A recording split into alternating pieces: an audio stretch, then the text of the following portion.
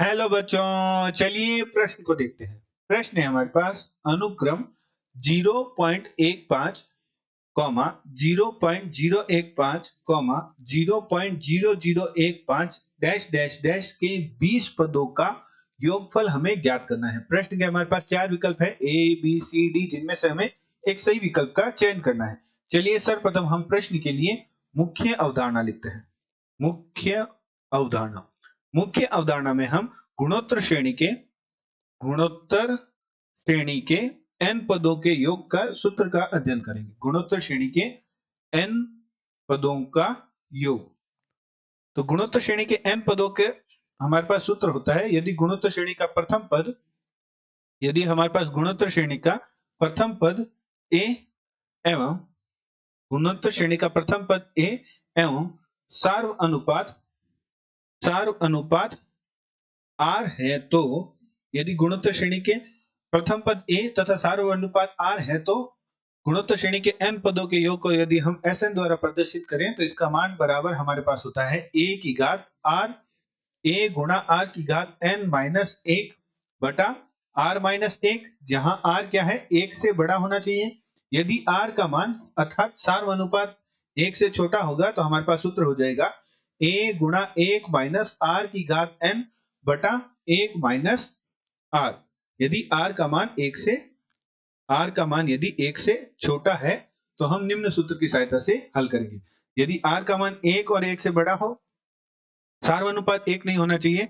यदि हमारे पास r का मान 1 से बड़ा हो तो हम जो हमारा प्रथम सूत्र है उसकी सहायता से योग ज्ञात करेंगे। यदि हमारा r का मान 1 से छोटा हो यदि r का मान हमारे पास 1 से छोटा हो तो हम द्वितीय सूत्र की सहायता से हल ज्ञात करेंगे।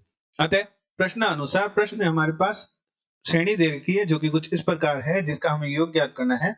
जिसका प्रथम पद है 0.15 प्लस 0.015 प्लस 0.0015 प्लस इस प्रकार हमें 20 पदों का योग ज्ञात करना है। तो हम श्रेणी को व्यवस्थित करके लिखते हैं। तो हम 0.15 को कुछ इस प्रकार लिखते हैं 15/100। 0.015 को हम लिखते हैं 15/1000 प्लस 15 हमारे पास होगा 10,000। इस प्रकार हमारे पास 20 पद हैं।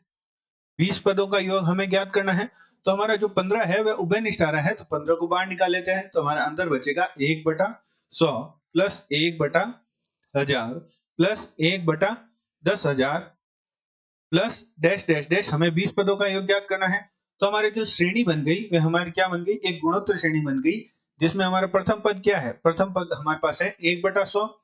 सार्वंतर हमारे पास क्या है, द्वितीय पद बटा प्रथम पद करेंगे तो हमारे पास सार्वंतर प्राप्त हो जाएगा, जो कि हमारे पास प्राप्त होगा 1/10।